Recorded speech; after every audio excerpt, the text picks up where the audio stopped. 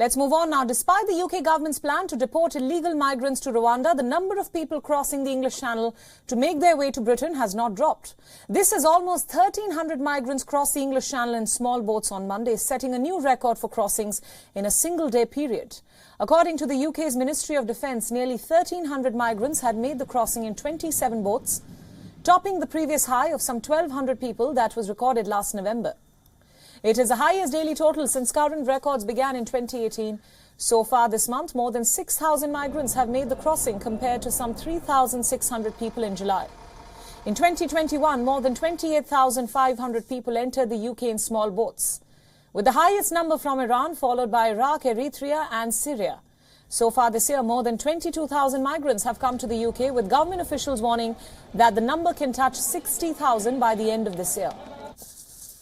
Although a summer surge happens every year, but this year's numbers are quite alarming. This comes despite the government's plans to deport illegal migrants to the East African nation of Rwanda. The outgoing Prime Minister Boris Johnson had hoped that the threat of deporting people to Rwanda would act as a deterrent to those arriving in boats. However, the growing number suggests that the fear mechanism has not quite worked in the British government's favour.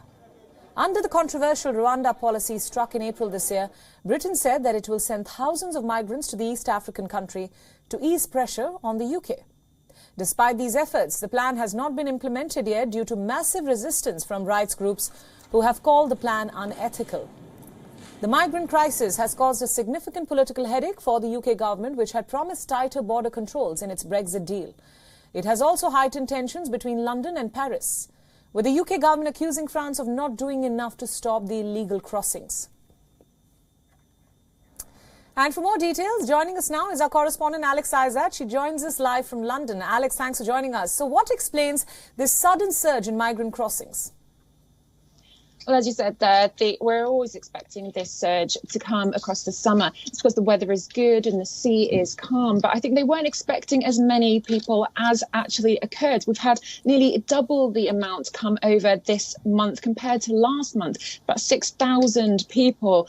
And they were trying to encourage people to not come over because of that deportation to Rwanda that has been put on the table. However, no one has yet been deported. So there's still going to be people coming over.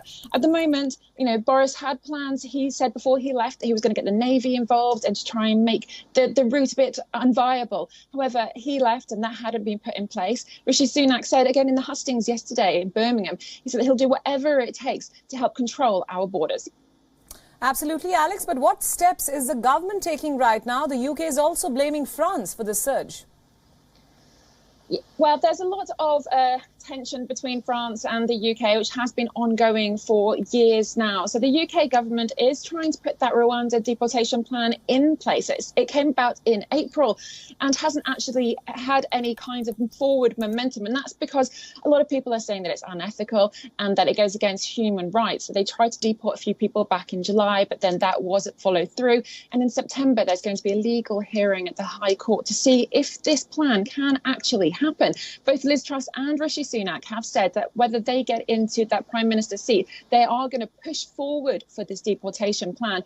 Now, it isn't just the UK versus France when it comes to crossing the border and who's in charge. I mean, the Home Office was quite positive. They said that actually working on joint intelligence, that about 70% of crossings were stopped. But actually the French NGOs, and there's a charity called France Terre d'Ale, who said in a tweet that actually French government are encouraging Afghan asylum seekers to try these dangerous routes to UK. Now, in France itself, people are sleeping on the streets and there's no alternative for them. So they have to either leave France or they're going to come over to the UK. So also on the ground, if the French government is trying to push them towards the UK, then they're going to be looking for people who can help them. And therefore, they're not going to have safe travel. And that's what the UK government's really worried about. If these people do need help and they need to cross safely, then they're going to try and help them as much as they can rather than getting them exploited by criminal gangs. Alex Izat, a correspondent from London. Thanks so much for all those inputs and thanks for joining us on WION at this hour. WION World is now available in your country. Download the app now and get all the news updates on the move.